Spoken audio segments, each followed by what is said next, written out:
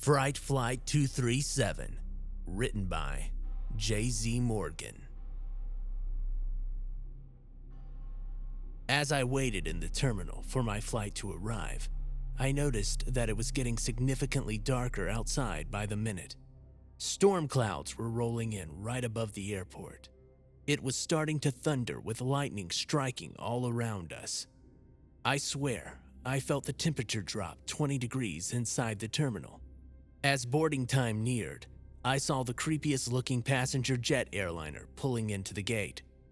I thought there was no question that the air traffic controllers would cancel the flight. But no cancellation ever occurred. It was unfortunately the beginning of the most terrifying flight that I've ever been on.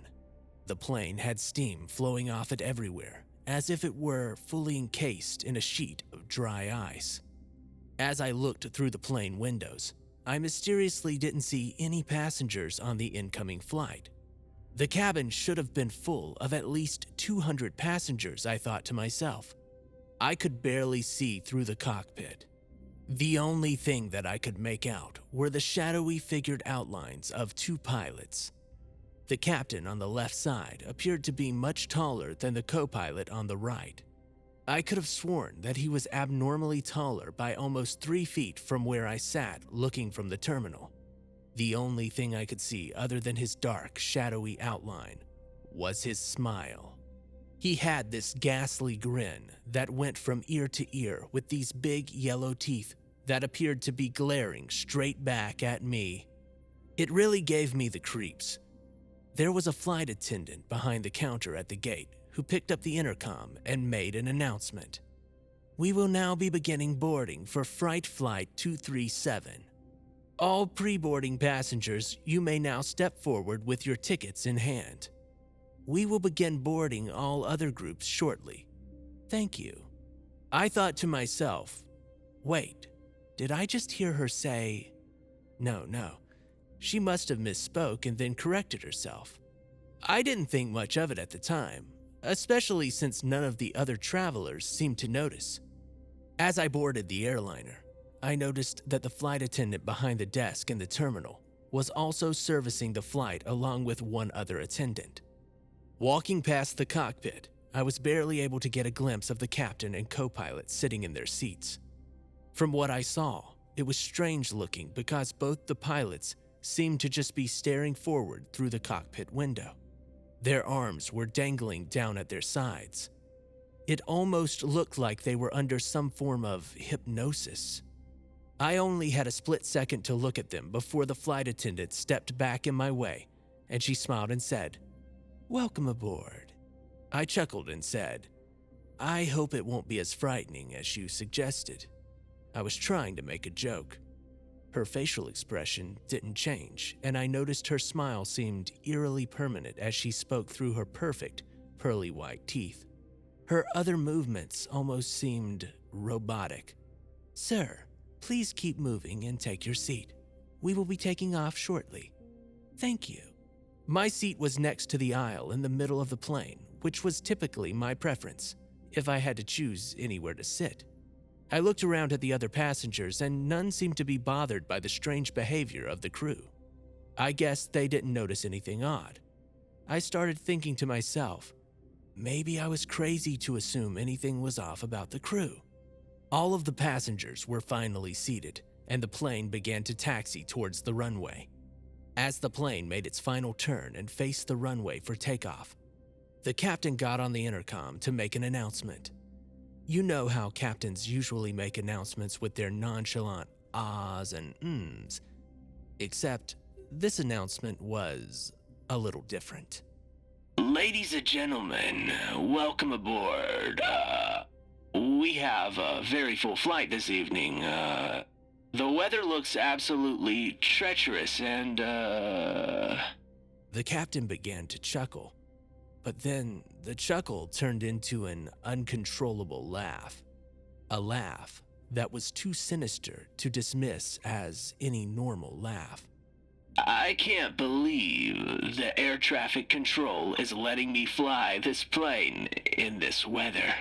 Welcome aboard, folks, to Fright Flight 237. Hold on tight.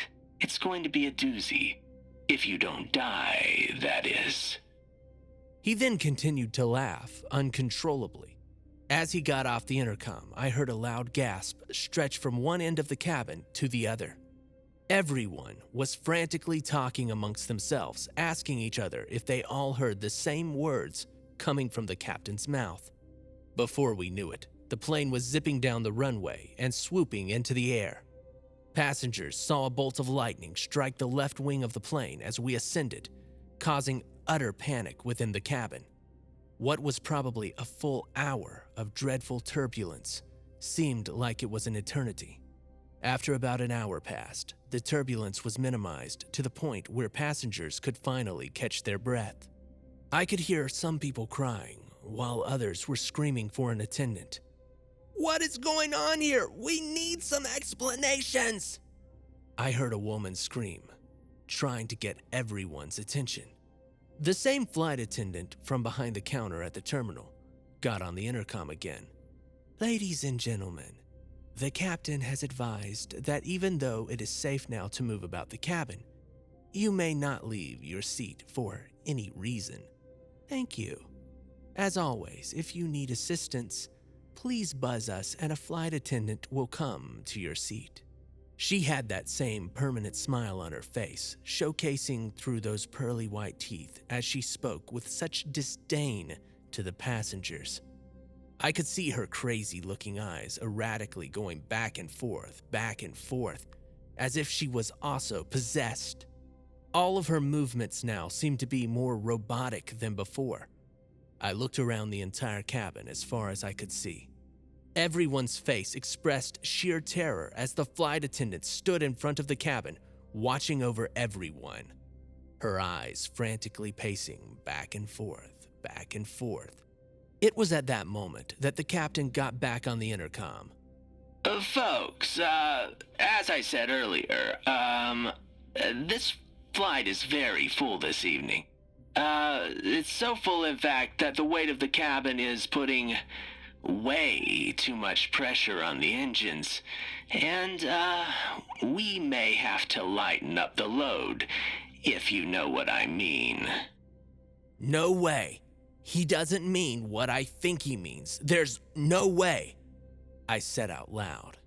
Just as I opened my mouth, the lights inside the cabin began to flicker. Seconds later, it went pitch black. Another gasp from the passengers was heard, stretching across the entire cabin. At this point, everyone was frozen in fear, unsure of what kind of terror we were about to endure next. It was now dead silent in the cabin. I heard a clicking noise up in the front of the plane, and through the darkness I could barely see, but it looked like the cockpit door was opening. I saw a shadowy figure appear in the doorway, from the chest down from inside the cockpit. His head and shoulders looked much higher than the top of the door. I knew who it was. I swear he was literally bent down 90 degrees, ducking under the top of the door just to get his head under. He stood in front of the plane, and I could see his ghastly grin with those big yellow teeth, smiling from ear to ear at everyone through the darkness. He looked out of this world, likely possessed as well, and at least 7 feet tall from where I sat. He took a flashlight out and began to walk down the aisles, shining it on each passenger as he passed their rows. Like he was looking for someone to single out, he began to recite a popular but now slightly altered nursery rhyme. Eeny, meeny, miny, mo, catch a passenger by the toe. Oh, he's going to pick one of us. Who is he picking? What is he going to do to them? Oh, this is terrifying. I can't take it anymore. The woman beside me whispered in my ear, trembling uncontrollably as she grasped onto the armrest of her seat. The captain stopped a few aisles in front of my row. My hands were also grasped onto the armrest beside hers, and my teeth were clenched shut. I started to tremble, just like the woman beside me, waiting with angst to see who he was going to choose and what he was going to do with that person. His flashlight paused on a man sitting in the aisle seat just 3 rows in front of me. I could see through the glow of the flashlight the captain's terrifying grin was getting wider and wider as it stretched from ear to ear. "Sir, I need you to unbuckle your seatbelt, stand up, and come with me. Like I said earlier, the cabin load is weighing down the plane. We need to, unload some of that excess weight so that we don't run out of fuel. You don't want your fellow passengers to all crash and die because you decided not to cooperate, now do you?" The passenger shook his head. No, I don't want to. Please don't pick me, please." "Come on, sir. Don't be a nuisance. If you cooperate, this will be a little less painful for you. You don't want me to forcibly remove you now, do you?" the captain said in the most sinister sounding tone. The man trembled in absolute terror as he unbuckled his seatbelt and began to stand. The captain appeared to tower over the passenger as he put his hand on the man's shoulder, with his other hand pointing in the direction of the front of the cabin. The captain began to guide the passenger towards the front of the plane. "Oh, is he going to open the door hatch and throw him out?" the woman beside me asked. It appeared so. The captain was leading the passenger to meet his fate, getting pushed out of a jet airliner, falling 30,000 feet to his doom. I could not watch. I was about to cover my eyes when the captain pulled the first-class curtain shut. None of the coach passengers could see anything, but the first-class passengers had front-row tickets to watch this poor man get shoved out of the plane. Then suddenly, we could hear what appeared to be the door hatch opening. The passenger began to scream for his life. "No! No! No!" We then heard the door shut. We could hear the first-class passengers all screaming. We had a feeling what was going to happen next. The captain was coming back for more. We were all sure of it. The captain pulled back the first-class curtain, took out his flashlight again, and shined it on his face, and he began to speak. "Ladies and gentlemen, so sorry to startle you like that. Sometimes you do what's necessary to make sure that passengers get to their final destinations safely, if you know what I mean. Well, let's just say most passengers. Oh, there's one thing I forgot to do before I left the cockpit. Has anyone seen my co-pilot? He slipped out of the cockpit about 30 minutes ago to use the restroom, and he never came back. I wonder if he's still there. Why don't one of you passengers help me out and go check on him for me? Huh?" He began to walk down the aisle again, shining the flashlight on each person. He was a few rows away from me again. Now he was closer and closer, and then he reached my row. He was towering over my head with this possessed-looking smile on his face, staring right at me. His flashlight, it was shining right on me. "Sir, you don't mind checking on my co-pilot for me? It will only take a second. Try knocking on the door. If he doesn't answer, just open it. I certainly hope that he's okay." The captain grinned at me again with this evil smile and started walking beyond my aisle, going over the rhyme again. "Eeny, meeny, miny, mo, catch a passenger by the toe. I didn't want to upset the captain as I thought about the dire consequences if I didn't follow his orders. So I unbuckled my seatbelt, got up, and started walking to the front of the cabin, where the first-class restroom was. It was hard to keep my balance because I could barely see in the dark. I grabbed the top of each seat as I walked forward to stabilize myself.